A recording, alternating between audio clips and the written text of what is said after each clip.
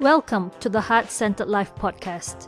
If you're a busy professional entrepreneur or educator trying to find purpose and meaning in your daily life, this is the right place for you. Tune in every Tuesday morning at 9 a.m. Central when we will discuss ways to help you find a heart-centered place of strength, calm, and clarity so that you can be at your most fulfilled and be the positive change our world needs.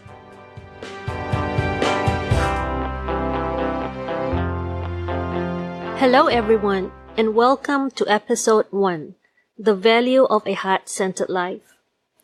In today's episode, we discuss briefly what the heart-centered life is. Then I'll show you how we think about and approach life from 3 different organs in our body, our brain, our heart, and our stomach, and why approaching life from the heart has tremendous transformative value. After that, I'll leave you with an action item to take with you at the end of this podcast to help you apply what we've discussed here. So let us begin. What is the heart-centered life? Heart-centered living is when a person's daily life is completely aligned with his or her personal values, experiences, dreams, and goals. When our daily living is aligned with our personal values, we become more fulfilled, authentic, and connected with the people and the world around us. Think about times when we have breathed in the smell of a child's hair and felt instantly at peace, or stroked the coat of a beloved pet and felt an instant bond with another living being, or hugged a loved one and felt appreciation for having that person in our life and close to us. Those are times when we feel deeply connected with ourselves and with someone else around us. When we practice heart-centered living, we become more fulfilled, more at peace, happier, and richer in spirit.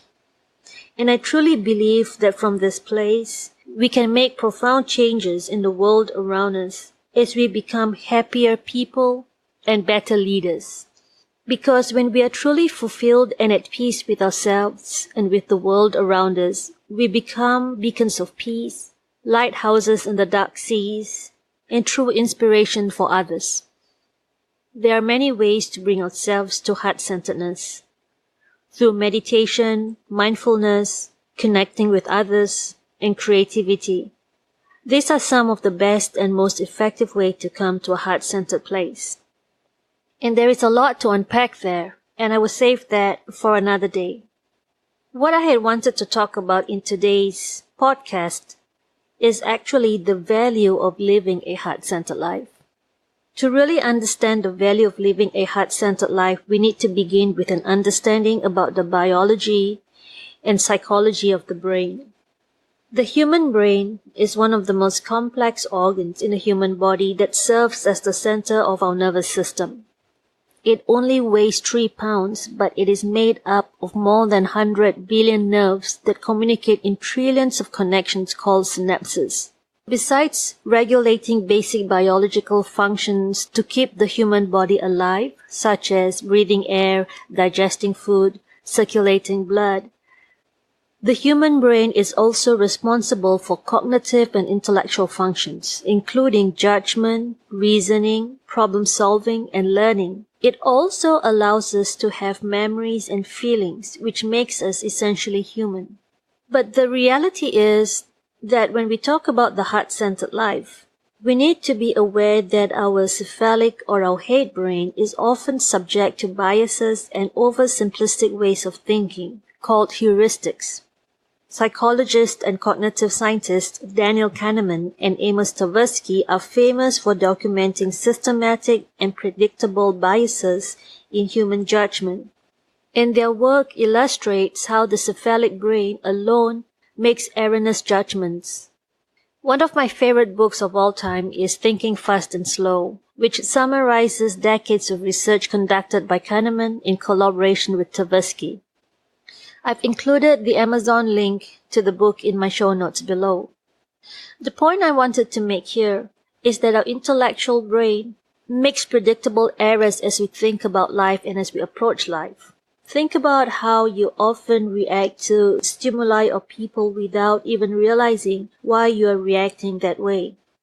biases and heuristics cause that immediate reaction, and sometimes it's hard to stop and think before reacting to a particular situation because of how our brains are wired to respond. This is problematic for the heart-centered life because when we react instantly to stimuli or people around us without actually thinking more carefully about why we react in that way or what biases or heuristics underlie that reaction, our response to the world around us is less than authentic, it's less real, and it prevents us from actually forming deeper connections with the people around us. For the heart-centered life, I wanted to bring your attention to two other organs in the human body that has neural networks just like our brain. The heart and the stomach. The human heart is made out of 40,000 neurons, all of which can sense, feel, learn, remember. In fact, there is some documented evidence that the human heart has a kind of cellular memory that can be transplanted from a heart donor to its recipients, transferring the memories of the donor to the recipient. Paul Pearsall, in his book, The Heart's Code, Tapping the Wisdom of Power of Our Heart Energy. Again, the Amazon link to the book is in the show notes below. Talks about how the heart has its own intelligence that may show us the errors of our cephalic brain. So our cephalic brain or our intellectual brain makes these errors, and the heart kind of counteracts the errors that our intellectual brain makes. So Pearsall says that scientists often dismiss claims about the heart's ability to help us reason, but the heart may know something that our brain in its high-level energy, competitiveness, intellectualization, and natural self-preservation does not. So here's a great quote from his book on page 32. And Pearsall says, I quote, "A brain-run world may not be the world that our heart desires. While we can enjoy the conveniences of the wonders of our brains, modern inventions, and technology, these same accomplishments can threaten our very existence. There are two questions that a thinking heart may ask about the new millennium world. It may wonder if we can survive the world our brain has created for us and the pace at which it is running us. And even if the brain is clever enough to keep us alive in this new millennium world, will we want to live in that world if we only end up feeling more disconnected, hostile, self-protective, afraid, and alone in the universe? Brilliant minds lacking loving souls." Unquote. In reality, what the heart's intelligence tells us is that we need connection, we need to be authentic, we need to have loving kindness, empathy, and love to balance the activities and thoughts of our intellectual brain. Because our hearts make us feel so vulnerable. Think of trying to make a real connection with another person or trying to empathize and truly feel another person's disappointment, pain, or sadness. We feel really vulnerable in those moments. Because of that vulnerability, we need courage, strength, and resilience to help us take that step and know that we will be okay if we do not get it right that one time. And that courage, strength, and resilience can only come from the heart. Because heart-based reasoning can make us more vulnerable and scared as we deal with our self-protective biases, heart-based feeling is less prone to the errors of our intellectual brain.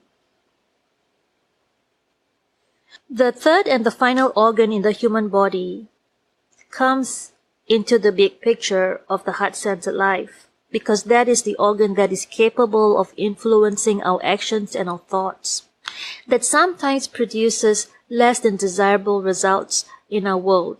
And I'm talking here about our core, or our stomach. It's interesting to think about the stomach as being a brain. But the reality is our gastrointestinal tract has over 100 million neurons, nerves, and neurotransmitters that extend along the entire digestive tract.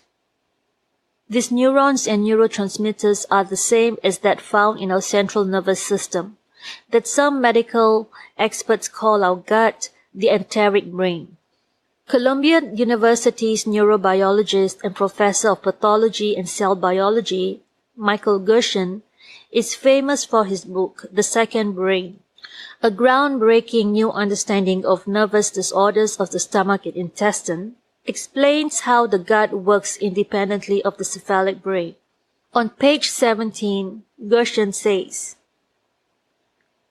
I quote, technically, the enteric nervous system is a component of the peripheral nervous system, but it's only so by definition. Everything is part of the peripheral nervous system as long as it is nervous, and it is not brain or spinal cord.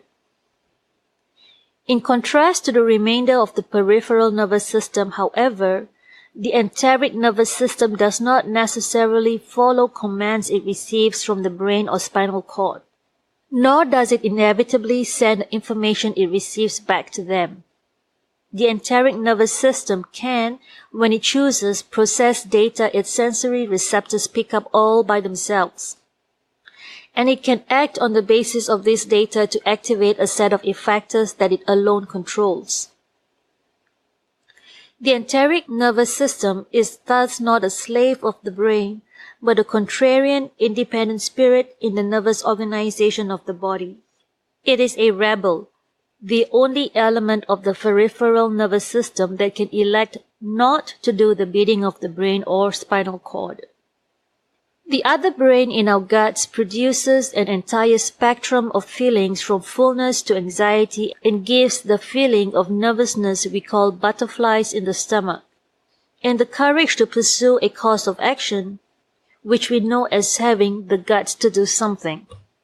It also produces the feel-good chemical serotonin that scientists have shown, when altered, is linked to irritable bowel syndrome, cardiovascular diseases, osteoporosis, and even autism, which explains why sometimes we avoid doing what we know in our hearts we have to do, for example, giving a speech, because butterflies in our stomach make us feel so vulnerable and fearful.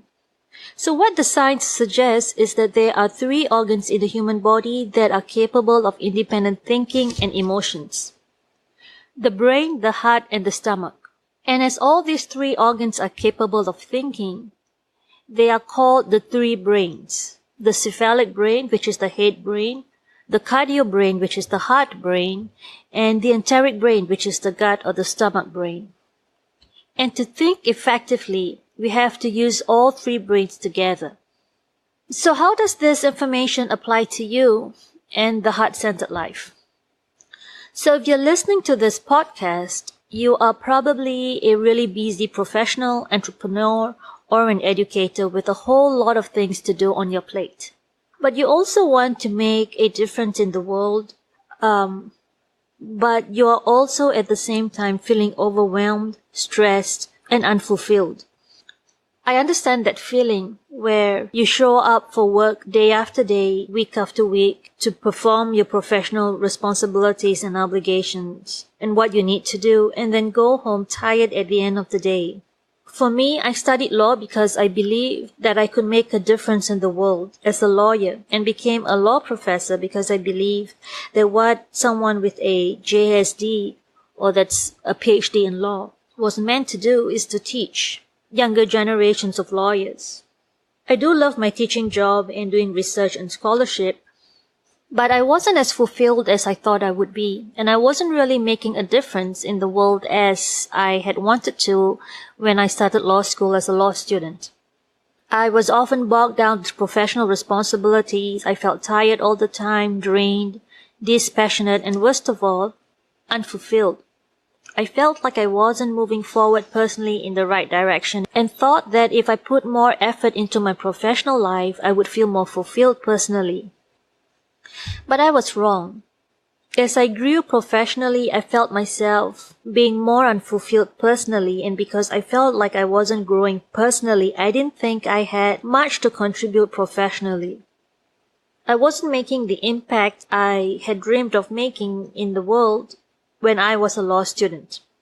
But it wasn't until I attended a leadership panel that was organized by the AALS, which is the Association for American Law School.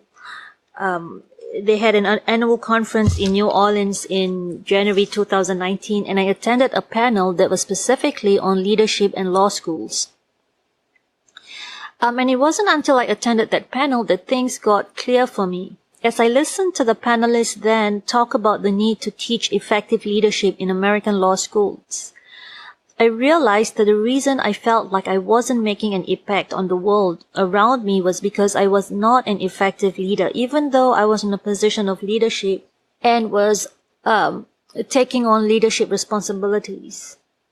And the reason why I was not effective as a leader was because no one really teaches you how to be an effective leader. Number two, and more importantly, effective leadership is really about making that a deep connection with people that you are leading and being able to influence action on a deep personal level.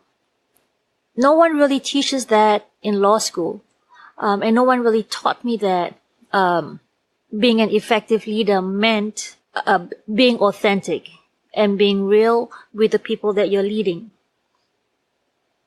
More importantly, because I did not feel like I was growing personally, even though I had a wonderful husband and a beautiful daughter, both of whom I adore, I didn't feel like I could be an effective leader who could inspire change.